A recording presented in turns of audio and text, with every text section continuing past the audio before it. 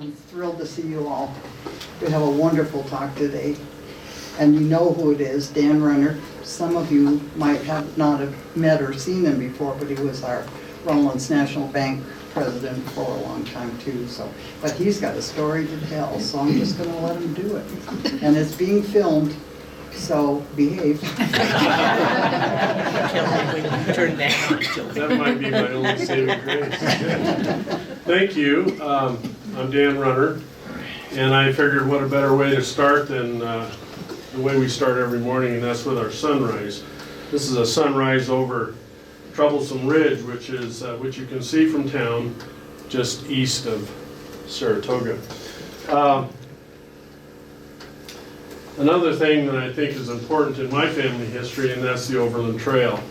A lot of my pioneer family and a lot of yours, if you go that far back, came along the Overland Trail and even the Oregon Trail and settled in this valley or parts near. So that is a picture of Fort Laclede on the Overland Trail. And I'll explain as we go why the Overland Trail becomes so important in my family. So this is a history about my pioneer roots in the North Platte Valley, and it also includes Pass Creek. My pioneer ancestors are Houston, Sears, McPhail, and Swanson on they're on mostly on Cow Creek. Swanson would be on South Spring, Allens would be on Pass Creek, Dodds and Alts would also be on Pass Creek.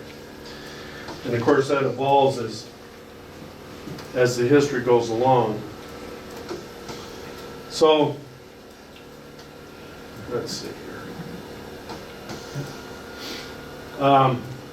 My parents are Bill and Charlene Runner, and this is their wedding. They had a double ring ceremony in 1954, right after they graduated from high school at Presbyterian Church here in town. And my mom, her maiden name was Allen, and both of them were born in 1936 in Rollins. Both of them were raised south of town. And they graduated, as I said, from Platte Valley High School, which is the Saratoga High School. I've got a yearbook over there that some of you will get a big hoot out of looking through, of 1954. The double ring ceremony included Billy Bernardo, which was Bill Bernardo's son, and a young lady from Laramie, Wyoming, which is Carrie Gray. They were best of friends, and they decided to get married after they graduated from high school on the same day, on December 12th. Now, so some of you are wondering whether they had to get married or not now. No. So my patriarchal lineage from my dad's side goes back to Houston, Sears, McPhail, and then Runner. So we start with Albert Houston. He was born in 1941 in Missouri, and he lived to 1915. And he came to the Laramie Plains exactly 100 years before I was born. He came to the Virginia Dale stage station on the Overland Trail, and he was hired to provide meat for the stage station, and then the next year he was providing meat for the fort that was in Laramie, Fort Saunders. Now, Albert Houston is quite a colorful character. He's my great-great-great-grandfather. And you're probably wondering how we know that he came to the Laramie Plains in 1957, or 1857. Well, when he got here, he took a selfie, and he posted it on Facebook. And so we're pretty sure that that's when it all happened. But Albert Houston, and I'll probably call him Al,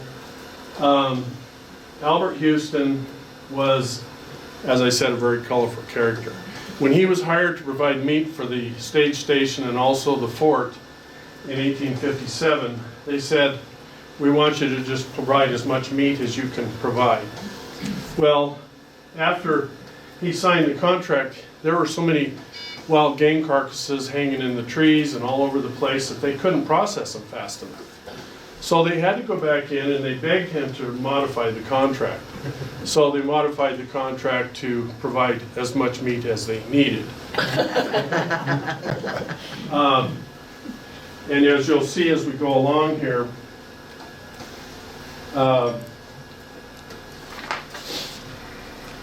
after Albert did that, he started homesteading ranches actually in the Laramie Plains. But and I want to create a little bit of a timeline here, but I also want to tell you what he was. Now in about 1860, the city of Laramie, which is what it was called at the time, was at the end of the rail line and was just a town in disarray. There were thieving groups and groups that would, the prostitution houses and the gambling houses were abundant in Laramie. And the town was run amok with lawlessness, frankly. And so in about 1860, they finally hired a sheriff called Boswell. And in this book, I found Albert Houston's name. And they hired Boswell to clean up the town. And with Boswell and without Boswell, there was a group of vigilantes that started going through town and rounding up these lawless creatures and actually executing them. Albert Houston was part of that vigilante group. And it was part of what allowed families to move into Laramie. Wives refused to come to join their husbands here because there was so much robbery and thievery going on. You couldn't even be safe after the sun went down. And in that book, it said that they used Albert Houston's rope to hang this one guy. And so I just thought that cut starts to create a little bit of flavor to who Albert Houston was. He was a very tough individual. And if you haven't figured it out, he was 17 when he came out here. And it is told that his marksmanship was unbelievable. They said that he could do as much damage with his Winchester repeater as a military Gatling gun. It was also said that he could throw a can up in the air and he could shoot it 3 times before it hit the ground. Now I can't even imagine how hard that would be to do with a rifle. However, I will tell you that there are accounts that have said that Buffalo Bill Cody, and I would tell you he was a wonderful showman, that Al Houston was he was a marksman. And he didn't stand for braggarts. He actually challenged Buffalo Bill Cody to a shooting match, and Cody decided to decline. So and I just want to say that the Civil War was happening in 1861 to 1865. So it was actually prior to, he came to the Laramie Plains prior to the Civil War. And then something that becomes rather poignant in our history in the Platte Valley is that the Sand Creek Massacre that happened down in Colorado, which created huge Indian uprising among other skirmishes for sure, but that happened in 1864. So it began to affect a lot of the pioneer ranches up and down the River Valley. And so in 1865, Frances Ann Hotchkiss, she traveled down the Great Platte River Road to Fort Laramie. And that's what we call the Oregon Trail today. And so she's my great-great-grandmother. She married Albert Houston in 1865 at Fort Laramie. And they had 8 children. And then in 1872, they moved to Cow Creek and homesteaded on Cow Creek. And they built the homestead that I believe that Cody and Georgia Miller live in today, which is owned by the Silver Spur. And so that's where they homesteaded. And he was, as a wonderful marksman that he was a well-known hunting guide. And so these dignitaries from England would come over and would hire him to take them hunting. And he went all over the Colorado, Wyoming territories at the time and took them hunting. And out of the 8 children that they had, I don't want to get too far ahead of myself here. They had one child, Minnie Houston, right here. She married Willis Edwin Sears. Now these are my great-great-grandparents. And Ed Sears actually homesteaded on Cow Creek in 1884.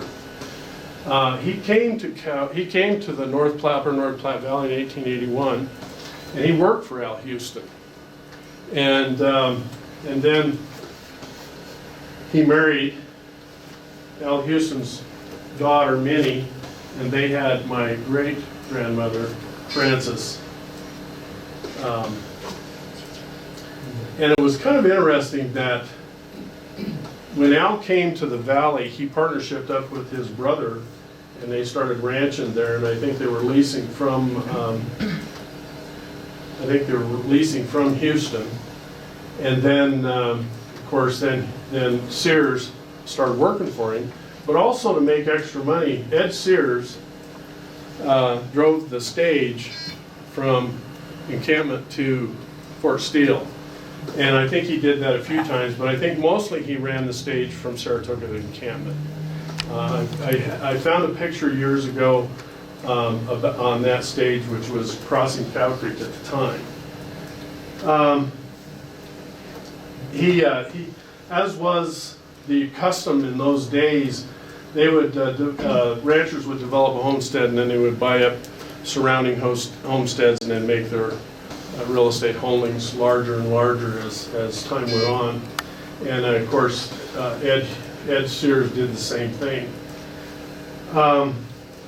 They actually sold out and moved to California 6 months before, and for 6 months, and then they returned to the valley because they missed it so much.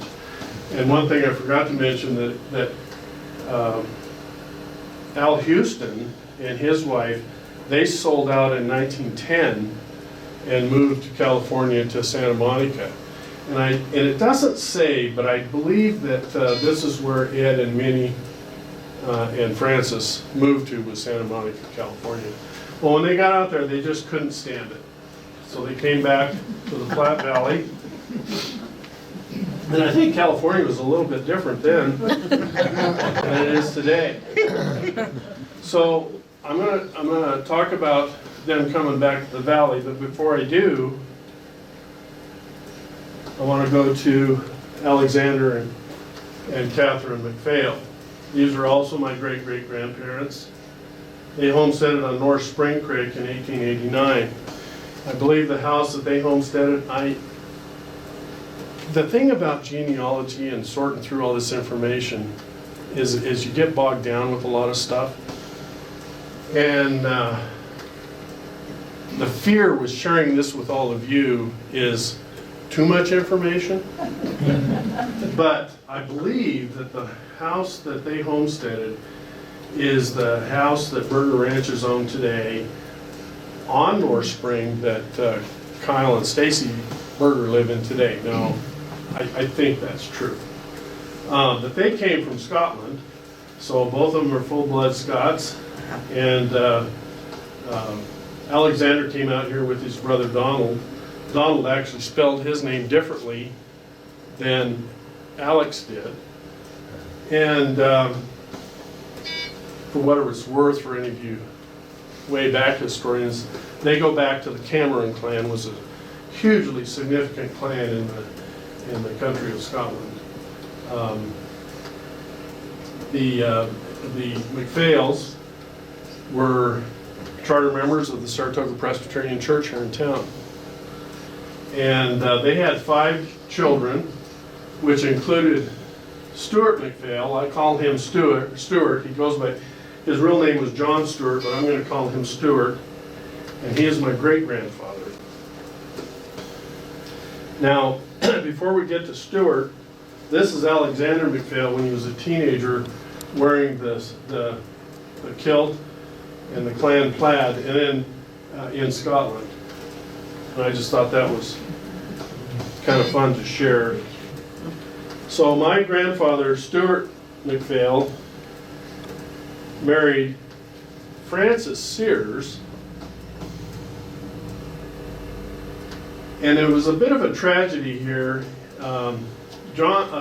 Stuart died when he was 46 years old. They only had, now, Frances was the only child of Ed and Minnie Sears, but this couple had 3 daughters, Margaret, Marjorie, and Mildred. And Marjorie is my grandmother. And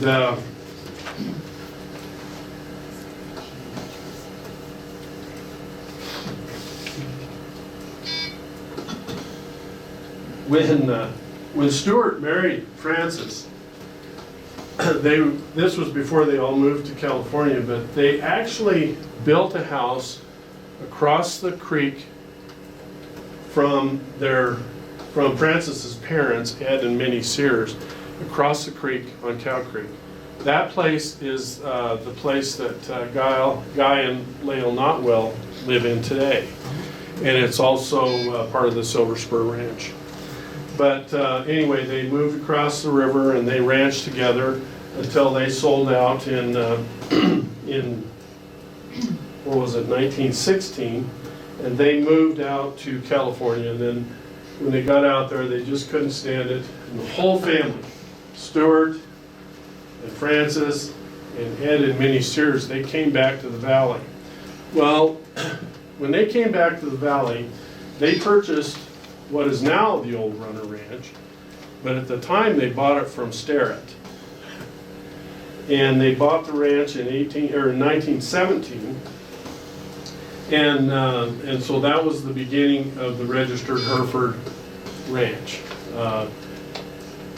Stuart and Ed put together their new Hereford Ranch, and they bought one of their premium bulls from L.G. Davis, which is a prominent Hereford breeder that some of you old-timers would remember in the valley.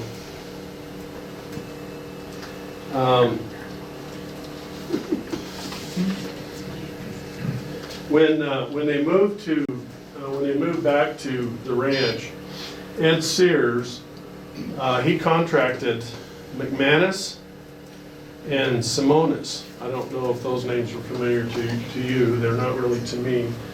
But they contracted those 2 guys to build the ranch house that is there today. And it's huge. And he wanted to make sure that when he built that house, that it was big enough for both families. And that house was big enough for 2 families, clear up until today, as far as I know. Our family had 2 families living in there up until the time we even sold it. Also, in not too long after that, with the winters and the distance from town, Ed Sears had a house in town built where he and Minnie would eventually move to. That house today, I think today, is known as the Far Out West Bed and Breakfast. But anyway, it was kind of a deja vu when Gene and I came back to town, because there was a tour, and And I was going through this house and it was like, my gosh, it's like I should, it's like I should have lived here at one time. But anyway, so that's kind of how that started to work. Now when Stuart died, when they came back, this would be a picture of Stuart and Frances on the river ranch down at the river in about 1917. This would be a picture of Stuart while he's on horseback there. But the high school FFA chapter is technically named after Stuart. It's called the Stuart McPhail FFA chapter, and I remember when we were members of the alumni chapter, it was the Stuart McPhail alumni chapter as well. So that's, I don't think they use it much anymore, but that's how it was chartered. And then along comes John Wayne. John Wayne, runner, married one of the McPhail girls, Marjorie. And when John was 13, he left home, Cedar Rapids, Iowa, and he came out here by train. He lived with a family here in town, and he graduated with Marjorie from high school here. And then they got married, and they purchased their first ranch on Cedar Creek. Now, a little bit of history of John and Marge's relationship is when they were in high school, the hobo pole was still a very popular place, as it is today. It's not quite as, or at that time it wasn't quite as well developed, but the area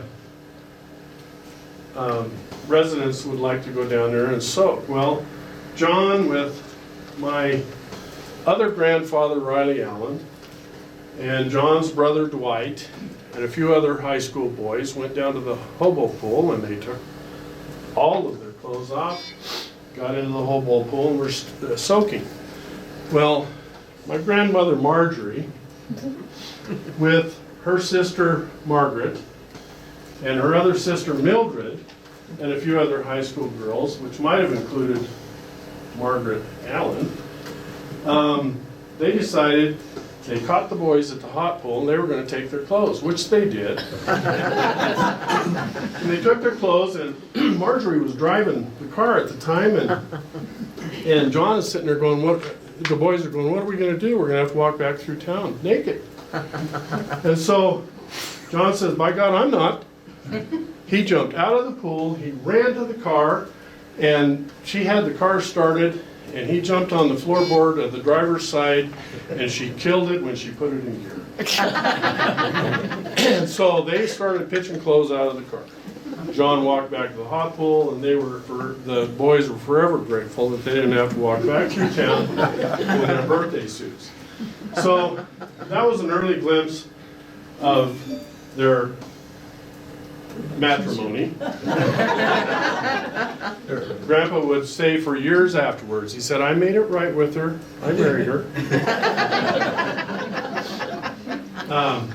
So on Cedar Creek, when John and Marge got married, they moved to Cedar Creek, and they bought which is what we call today the Reed Place, which is where Jeff and Sarah Keller live. The Connett's own it now. But it was a log cabin, which I actually saw. Dad and I went down and looked at it here probably, I don't know, 8 years ago. But they lived in that log cabin, and that's where they started their ranching career.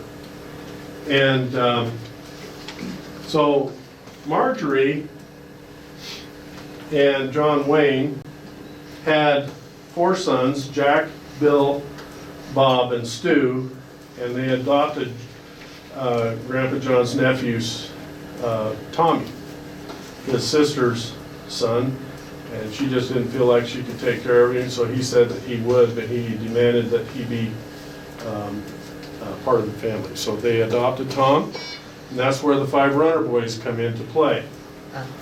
And Bill is my dad, and let's see what we got here. So when John and Marge started their business, they were operating under the TC brand. It was registered under John. This is an actual photograph of the 1956 brand book, which I have up here, and you're welcome to look through it. But it's registered to John Runner, and that's where they started. I believe that the brand was actually registered in prior brand books, but the 1956 was the earliest brand book that I have, with exception of this replica of 1883. So as things happened, so John and Marge, after the death of Stuart McPhail, Frances remarried. She married Marvin Reed. And so Marvin and Frances were living on the Runner Ranch, or the River Ranch at the time. They traded their ranch to John and Marge for the ranch they were living on in Cedar Creek. So is this complicated enough for you? Well, anyway, it comes to Reed Place because that's where Frances and Marvin lived on Cedar Creek in Ranch. But when John and Marge moved to the River Ranch, they began developing the Hereford, the registered Hereford operation that Sears and McPhail had done such a good job in starting. And in 1951, this was the first of many annual bull sales that they would have going forward. And this would have been the Runner Hereford's first sale bill. And I didn't bring it with us today, but it's full of a lot of heifers and bulls and everything else that they had for sale at that time. But you can see this would be, I don't know if you can read it, this would be my father right here, Bill. This was Stuart, Bob, Jack, Tommy, and that's M.W. Dandy Larry, the fourth. Of course, when you're in the purebred business, you've got funny names for all these critters. That's John Runner showing one of the herd bulls that was prominent at the time. Within that sale bill, we show a group of sires with 4 boys, and this would be Bob, Jack, Bill, and Stu. And you can see that the Runner Herefords showed and competed at a lot of stock shows. Ogden was their favorite, but they also showed at Denver and Cow Palace in Los Angeles. So one thing that I think is really important to point out is before this time, and what was really important in starting John Runner's influence into the registered Hereford breed was the fact when he went to Ogden and bought a bull calf. And they bought this bull calf. They didn't have any way to get him home, so they took the back seat out of the car and put him in the car and brought him home.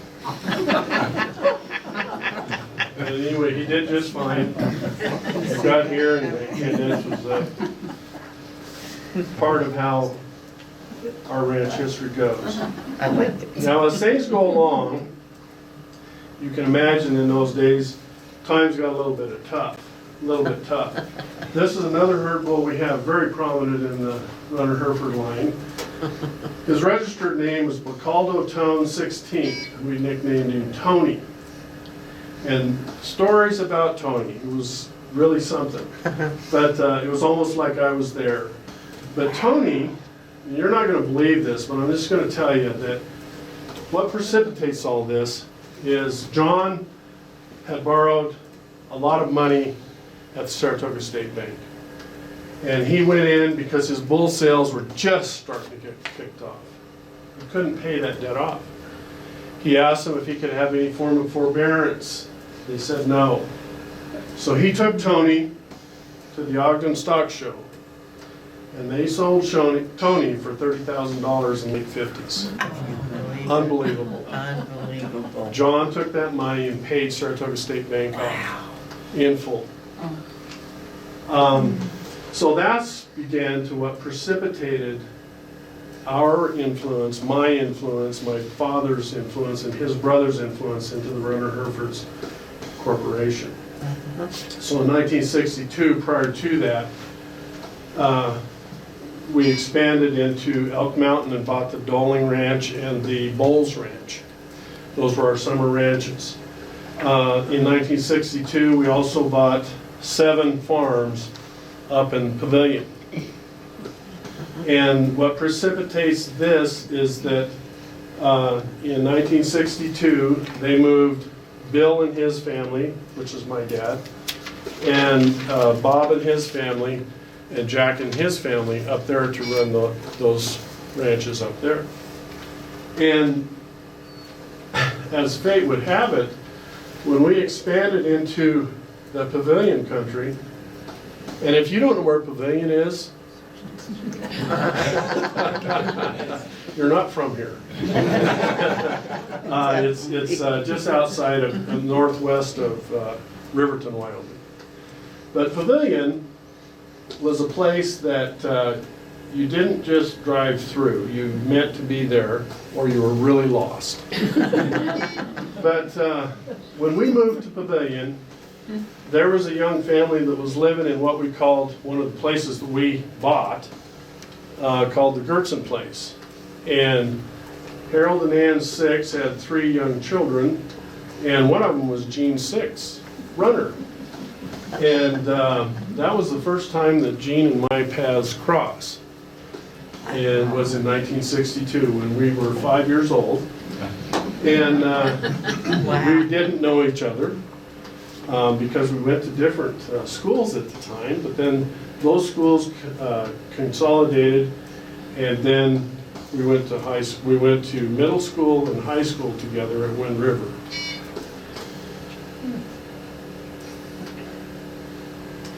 Now, on my mom's side is the Swansons, Allens, and Dodds, Allen, Alt, I'll explain, and Runner. Now, I think it's kind of important that maybe I tell you that I'm the 6th generation Houston. I'm the 5th generation Sears, McPhail, and 5th generation Swanson, Allen, and Dodds, and Alt, and 3rd generation Runner in this valley. Now you can see why we moved to Pavilion to expand our gene pool.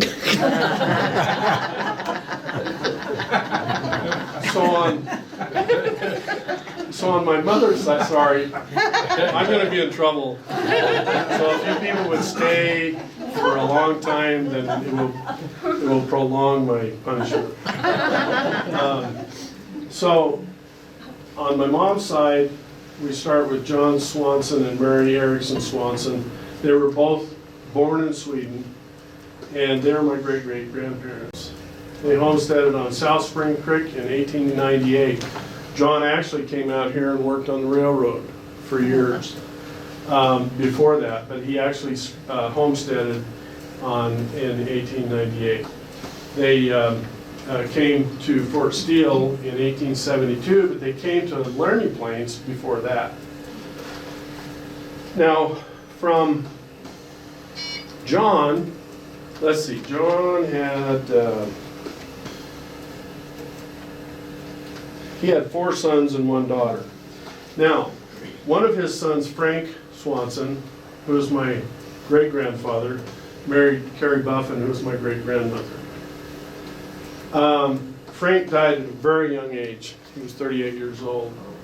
And they had 2 daughters, Margaret and May. And Margaret is my grandmother. And when Frank died, Carrie had 2 daughters. And you know how family trees go. Sometimes the foliage is a little bit too thick and you can't see through everything, but what happens is Carrie couldn't support her daughters. So she gave the 2 daughters to Charles Swanson, and Charles and Lillian raised them with their son Francis Swanson. If this is all making any connections with any of you old-timers. But so Francis grew up with my grandmother, Margaret, and her sister May. And Carrie had a rough start in life. After she loses Frank, she remarries later. But before that, Carrie's father, George Buffin, and they were, he would have been my he would have been my, for sure, let's see, great-great-grandparent, or great-great-grandfather. George, and I don't know how this all happened, this is another really foggy part, but George was blind. And there was something wrong with him, so they sent him to Denver. They took out part of his skull, and for whatever reason, they sent him home and said, you need to come back and we'll fit you with the plate and we'll go on about life.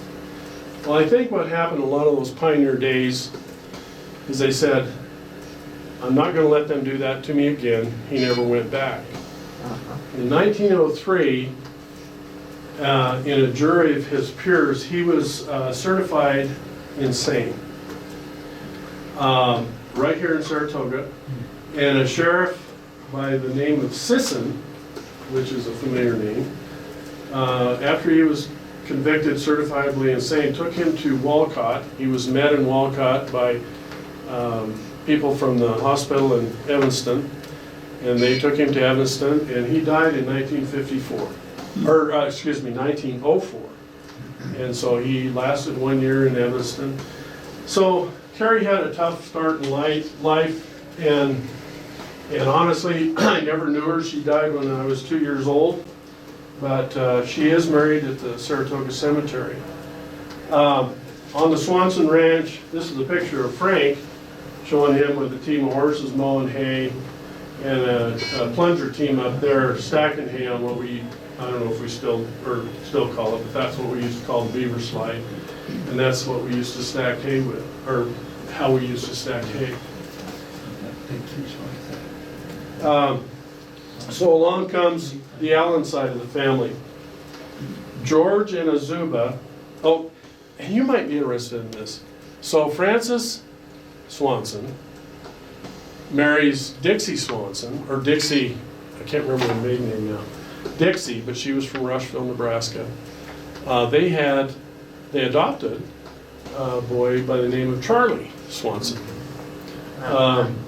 Once Charlie sold the ranch, his share of the ranch, he was a neighbor when we moved back to town out north here, and just a real delight to be around. He could talk to anybody for a long time.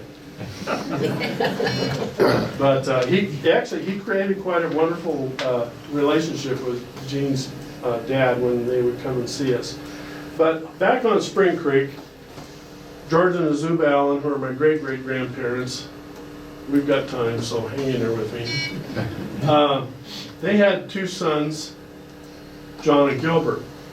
Now, they came out here with 2 daughters, and they homesteaded on Pass Creek in 1880. And so what happened with the 2 daughters, they are not Azuba's daughters, but George, when he was 13, ran away from home, joined the Civil War. And while he was away, his wife died, and when he came back, then he put his 2 daughters in charge, or he put Azuba in charge of his 2 daughters. And then he came out here to find a place to homestead, went back and got his new family, married Azuba, came out here and had 2 sons, John and Gilbert. Gilbert would be my great-grandfather. And he grew up in this homestead on Pass Creek in 1880. That that, by the way, is part of the TA ranch. And in 1880, 1881, the Indian uprisings were still happening.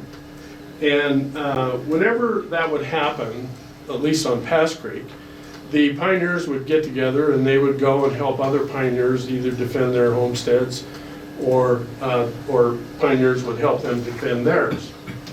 Well, they heard about the Indians coming through on the east side of Elk Mountain, and so they, George and his neighbors went to help, and they left all the women and children at this homestead. And they were expected to be home by dark, and they didn't come home. So Azuba and the women, they boarded up. They were afraid that the Indians had overrun everybody, and so they boarded up the doors and the windows, and just for extra measure, they took barbed wire and they strung it over the doors and the windows of this brand new homestead. Well, they didn't think this through because the kids had to go to the bathroom and everything else, and so it created all kinds of safety issues, but nonetheless, they stuck it out. Well, the men showed up the next day, and they came, and the women had, by then, they had taken the boards off the doors and the windows and tried to take as much of the barbed wire off as they possibly could. And George was just aghast at the appearance of his new homestead with the split window seals and the broken doors and scratched up, and it was just a mess. And George says, "What were you guys thinking?" He said, "What if they would have set the house on fire?" Well, the women admitted that they hadn't thought it clear through. But anyway, that was one incident on Pass Creek. And by the way, they didn't find any Indians. Now, I wish I had some pictures, but Perryall came to Pass Creek in 1890, and he actually worked for George Allen. He married George's daughter, Effie, in 1892. Perry and Effie established their own ranch in 1894 on Pass Creek, and their son, Raymond, was born in 1895. They also had two other daughters.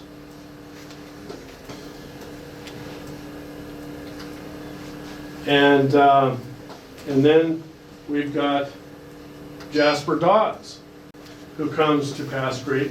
Jasper would have been my great-great-grandparents. Jasper freighted copper ore at encampment in 1906 to 7, and he moved to Pass Creek in 1908. And Jasper helped build the Saratoga Encampment Railroad. He was a foreman on that railroad. And he had a daughter, he had one daughter, and Merle married Gilbert Allen, who is George Allen's son, in 1908. And then they divorced in 1920. Now I'm told, this is another dark spot in my family tree, but Gilbert would be gone for months at a time, and might have been a gambler, I don't know. But anyway, they had 3 sons and a daughter before they got divorced in 1920. And just for whatever it's worth, this brand is, that was found on an online brand book in 1912. And J.R. Dodd had this brand registered to him at that time, which is a brand that I own today. So after the divorce, Raymond marries Merle Dodds Allen, and they're my great-grandparents.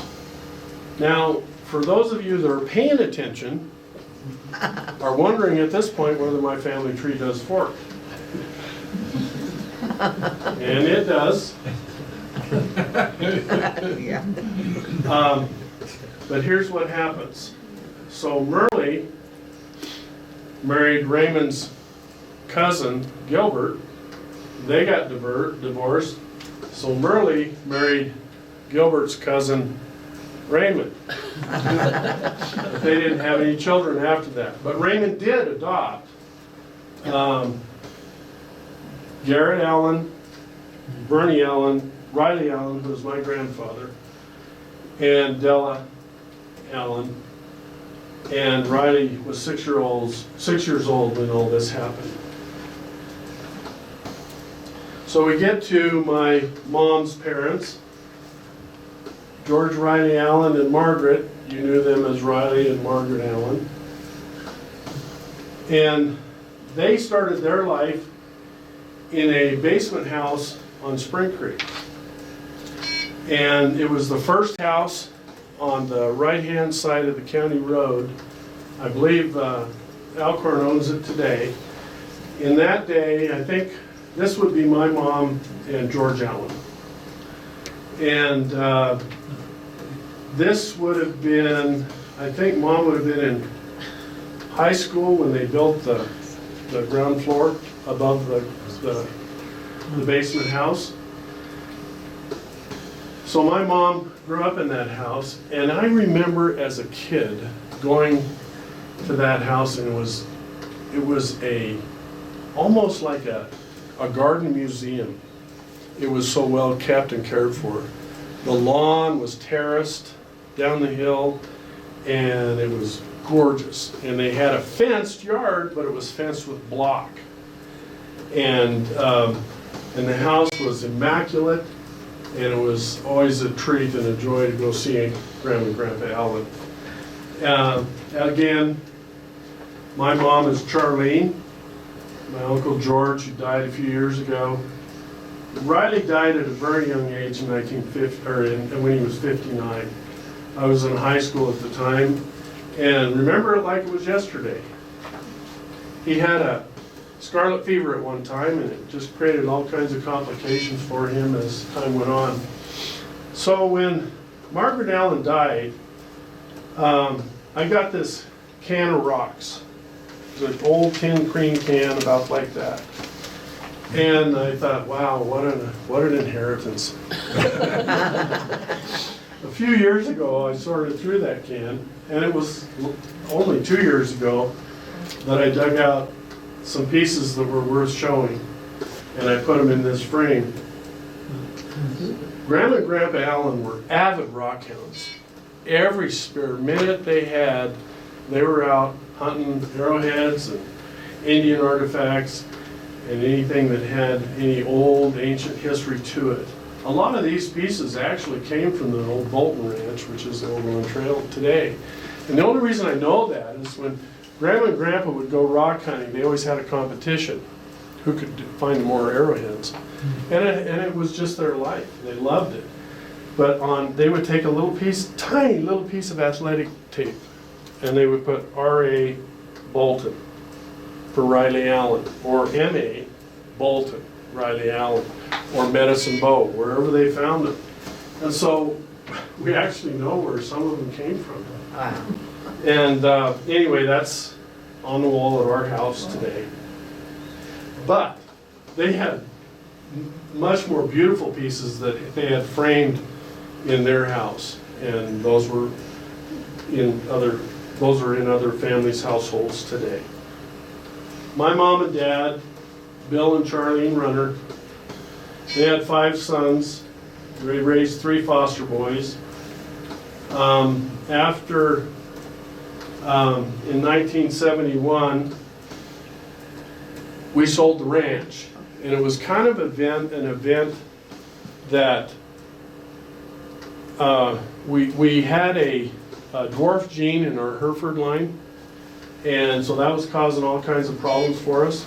Plus the fact that when we moved to Pavilion in 1962 and bought all those places, and we bought the ranches on Elk Mountain, we borrowed a lot of money to do that. And also, I can remember vividly in the real early 70s, the calf prices were 30 cents. And I think a combination of all that just over leveraged our ranch, and we just didn't have a choice but to sell the ranch. So we did sell the ranch. And I'm not going to go into this, but that ranch became the first ranch in the 80s, maybe one of the first ranches in the 80s, where the subsequent buyers tried to split the water rights off and move them to a different place, and they couldn't do it because that's Wyoming state law. Joe Gloat will tell you just a little bit about that. But anyway, that is just a little bit of history on the Runner Ranch when we sold it. So after the sale of the ranch, my dad became the chief inspector for the state of Wyoming, chief brand inspector. He worked for the state of Wyoming as brand inspector for some 30 years. And Mom taught schools at Wind River during that time. So as families do, they tend to pick up the pieces and move on.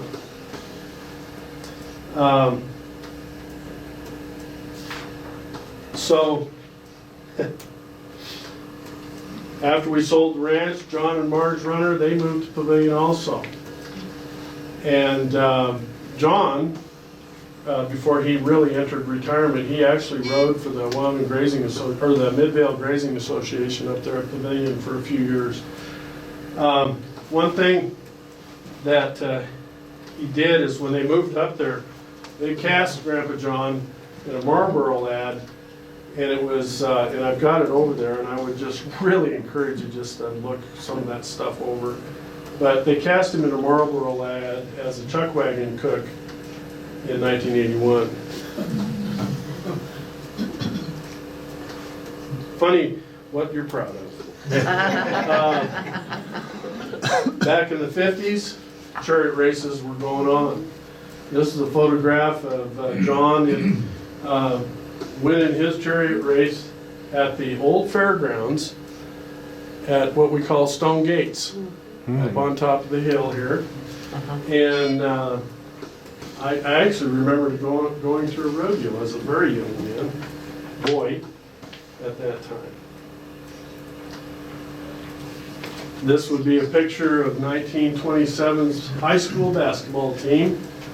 And on that team was my grandfather John Runner, my grandfather Riley Allen. If you read the caption, you were either a starter or a sub.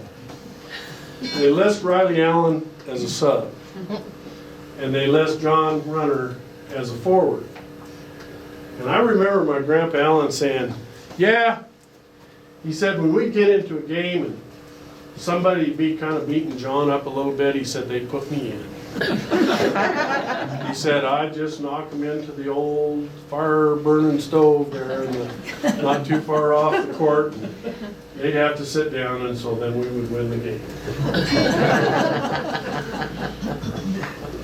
So during my mom and dad's life here, and many of my pioneer ancestors, they lived through the blizzard of '49, and this is on Pass Creek. And this is digging out on Pass Creek.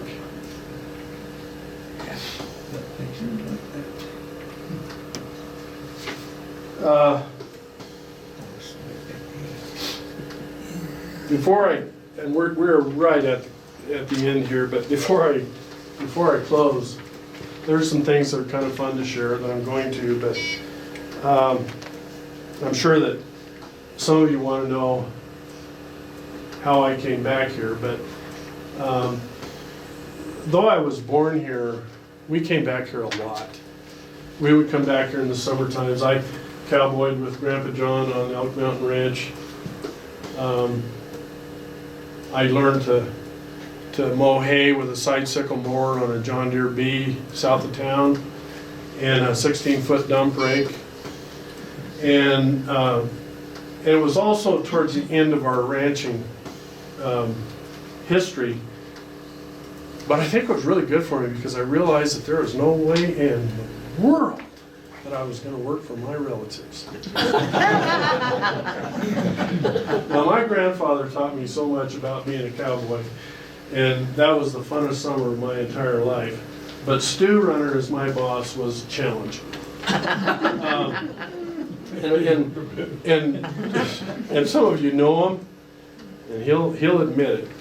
But our families interacted and crossed paths along the way. And when my dad's family was on the ranch in Saratoga, they had a relationship with the Allens. And so George Allen would actually go out to the ranch.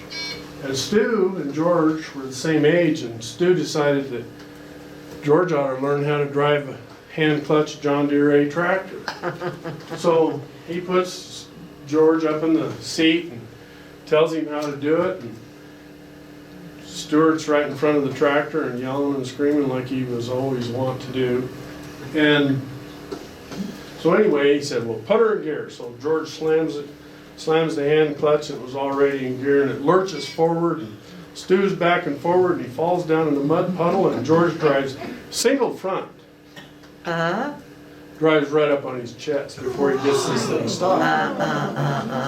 George says, what am I gonna do? Well, Stu said, you better get this son of a bitch off me or I'm gonna die. Well, he hadn't taught him reverse yet.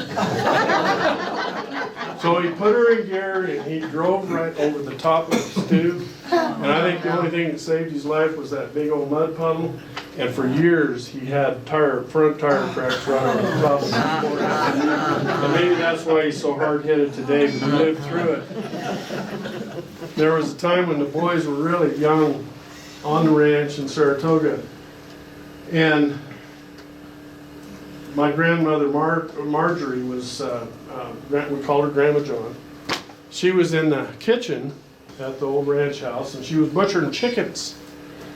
And it was hot. It was in the summertime, and she had blood all over, and she was sweating, and the boys were jacking around and fighting, and she had all she could take. And she said, "You boys get out of here, or you're gonna get a whipping." Well, you have to know my uncles, but they always embellish everything and make it way worse than it was. But certainly, they started yelling and screaming, and they would start busting out the screen door one at a time. Well, it just so happens there was a door-to-door salesman that was standing there at the front door. First one hits the screen door. He says, "Get out of here, she'll kill you." And the next one said, "Run for your lives." And it went on until they got to the fourth or fifth one. And Grandma was chasing them out, and she had a butcher knife in her hand. And she hit that screen door, and she sees this door salesman there, and she says, "What the hell do you want?" And he says, "Nothing, ma'am," and he left.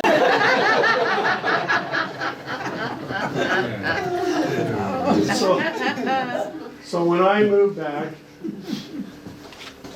back, I brought my family back here in 1995. We had an opportunity to take over the management of the then Rollins National Bank, and spent 27 and a half wonderful years as the end of my career there.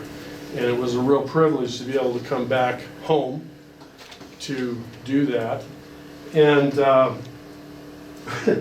when I moved back here, it wasn't not long after, Mom and Dad came to visit. And Scothia Benson sees my dad, and she goes, "Are you Dan Runner's older brother?" Well, he thought that was about the coolest thing in the world, which was the greatest insult in my life. And then Jack Runner, my uncle, Dad's older brother, stopped in to see me one day, and he goes, "My God," he said, you look more like Bill than Bill does." So I guess that's my family history. And so we reached the sunset of everything, and when I'm going through all this, I'm reminded of how much twists and turns and how much tragedy and triumph there are in my family history, and I would suppose yours is much the same. You know, I made this for my mom several years ago, or a few years ago, and it's what I call the calico box, and it's just put together with all different kinds of wood. And it dawned on me the other day that we are made up of different kinds of wood. And it makes us who we are. You've heard the phrase, you can pick your friends, but you can't pick your relatives, and that's true. But the different parts of our family tree, which we can't change, make us who we are. But by God's grace, we're allowed to make decisions and choices to make us who we'll become. And I know that my history is only special to me, and it's on slide. Your history isn't any different than mine. You've got tragedy and triumph. But at the end of the day, we are who we are, and we have a chance to become who we want to be. That's it. Thank you.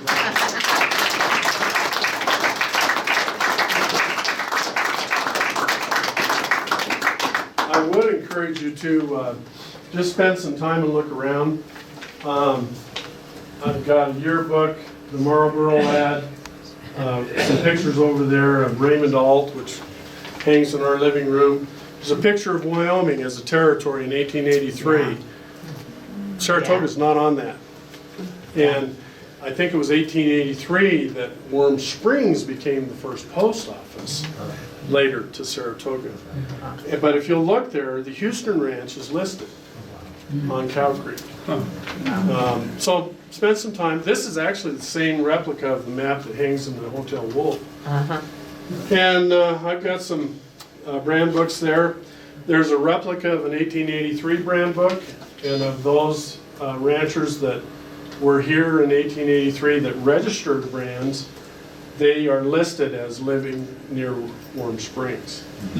And just one more side note, that Al Houston, he registered the brand 1 Bar 11. And that brand is a famous brand today, owned by CSU and Schultz here in town. And so some of these brands go on for a long time. So spend some time, and if you've got any questions, I would try to answer them, as long as it's not disparaging to me. So, The Houston Wilderness? Houston Wilderness is named after Al Houston. Okay. Yes, it is. So Winnie Allen's husband, George, where did he fit in? Okay, George is my uncle, my mom's brother. Yeah. And tragedy.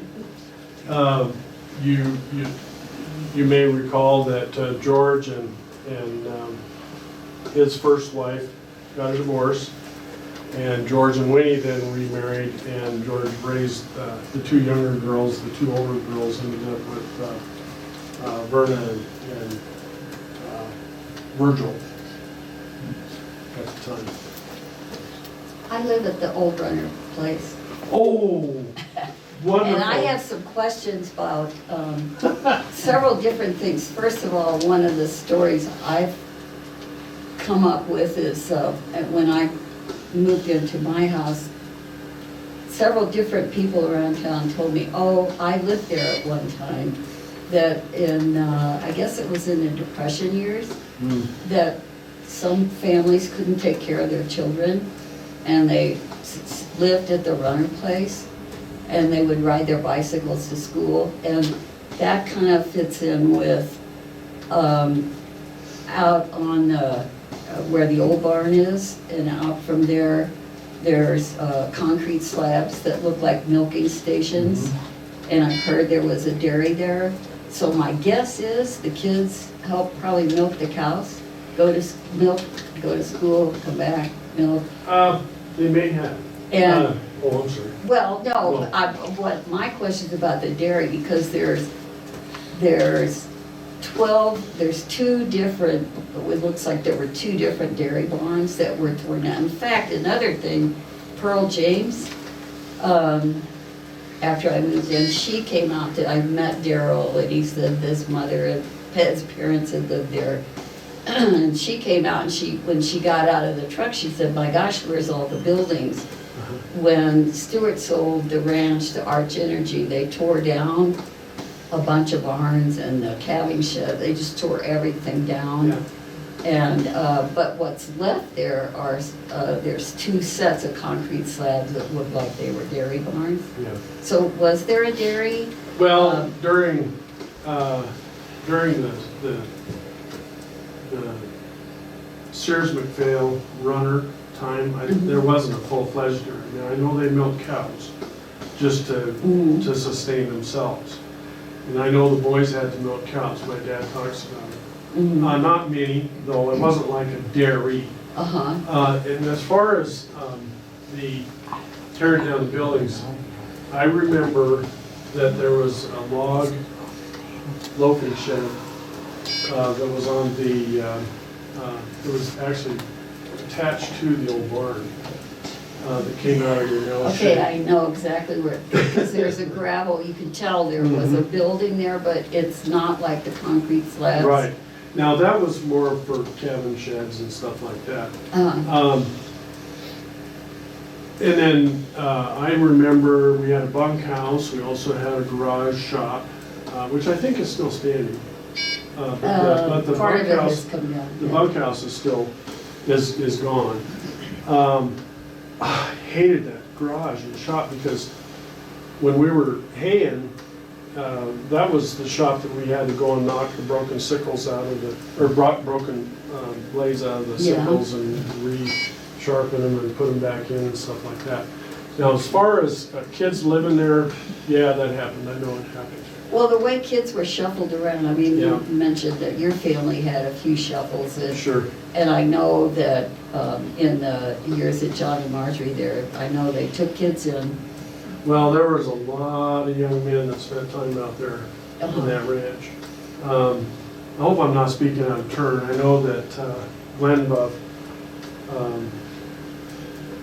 I know he spent, and I think Butch Buff, I know they spent some time, some Well, and Earl significant time out James there. and her husband worked there and lived there, and her first child was born in that house.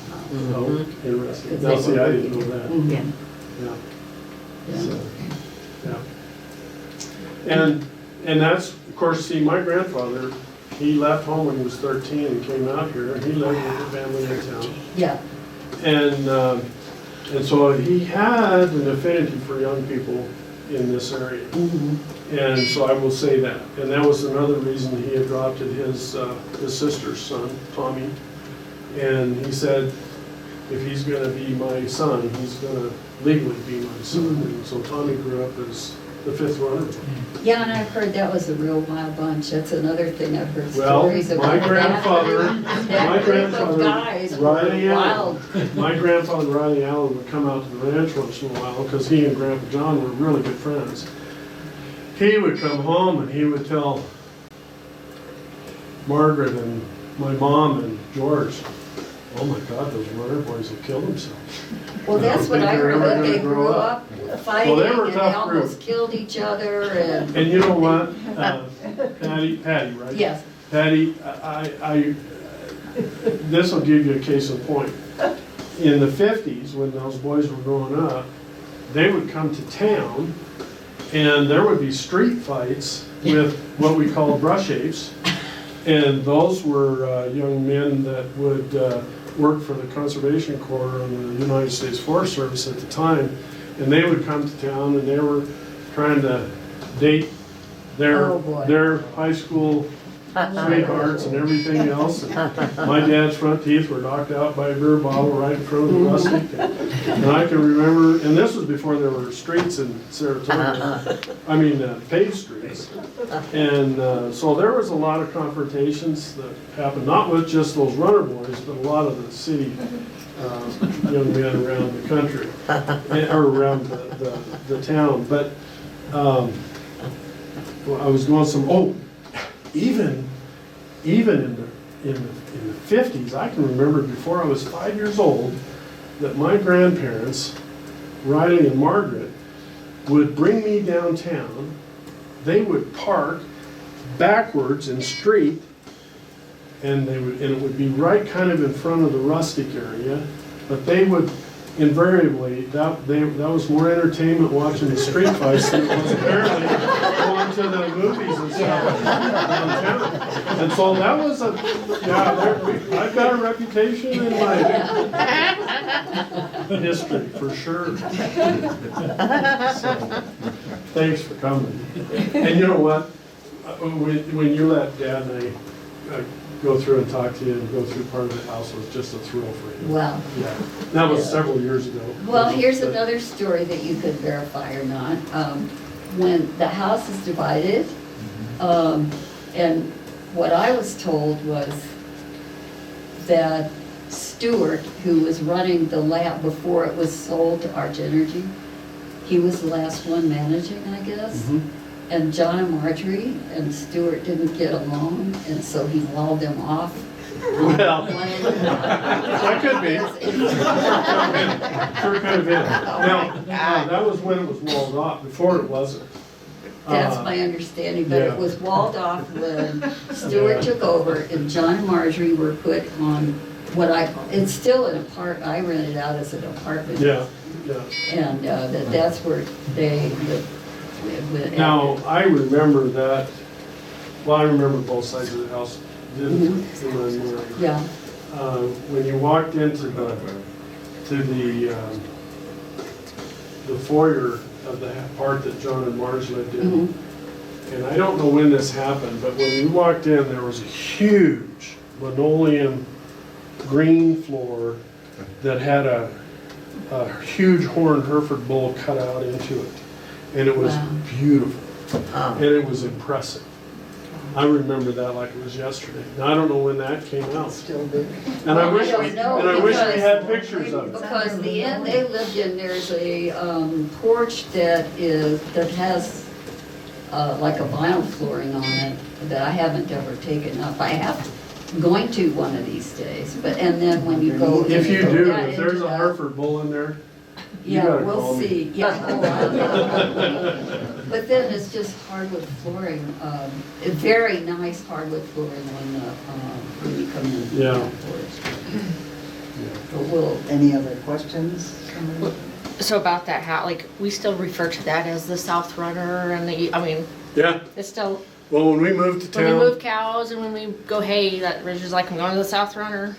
when Gene and I moved back in 1995, we had ordered something that came UPS and they kept delivering it to the old Runner Ranch. I can, So it's still called the old Runner Ranch, I guess. So, there was another We question. operate on it. Okay, thank you for letting me bore you to death.